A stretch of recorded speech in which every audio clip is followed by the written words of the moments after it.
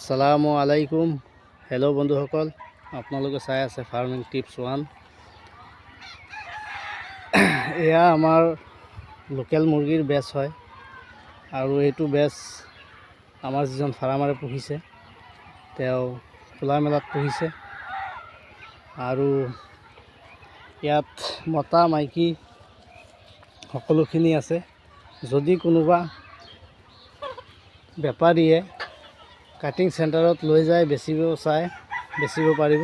ইয়াৰ মাংসটো লোকেলতকৈ ডিফাৰেঞ্চ নহয় বা বেলেগ যিসকল আবদ্ধ ফাৰ্মিং আছে সেইবিলাকৰ দৰে নহয়। আৰু যদি কোনোবাই কণী দিয়াৰ বাবে কুকুৰা বিচাৰি আছে তেখেতেও আমাক যোগাযোগ কৰিব পাৰে। কণী দিয়াৰ বাবেও আমি ইয়াৰ পৰা কুকুৰা কণী প্ৰডাকশ্যনৰ বাবে বা পোৱালি প্ৰডাকশ্যনৰ বাবে কণী ল'ব লাগে, ইয়াৰ পৰা কুকুৰা লৈ যাব পাৰে। টোটেলি ফ্ৰী ৰেঞ্জত আছে আৰু একদম কণীৰ বাবে উপযোগী আছে। আমাৰ লগত যোগাযোগ কৰক। যদি মাইকী কুকুৰা বেছিকৈ লয় কণীৰ বাবে সেইটো এক্সট্ৰা এটা ৰেট হ'ব আৰু আমি তেনেকৈ দি দিম।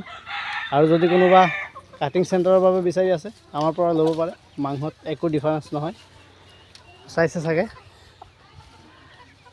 মাংস বা মুৰ্গীৰ মাংসৰ যিটো কালাৰ আছে এইটো টোটেলি লোকেলৰ লগতেই মেজিং হয়। মানে লোকেল এইটো লোকেল সিটো লোকেল, মানে যিটো গড়ে গাঁৱে আমাৰ পুখি থাকে কণী ডাইৰেক্টলি কুকুৰাই পোৱালি উঠায় সেইটোৰ আৰু এইটোৰ মাজত বেছি ডিফাৰেঞ্চ নহয় খোলা থকাৰ কাৰণে।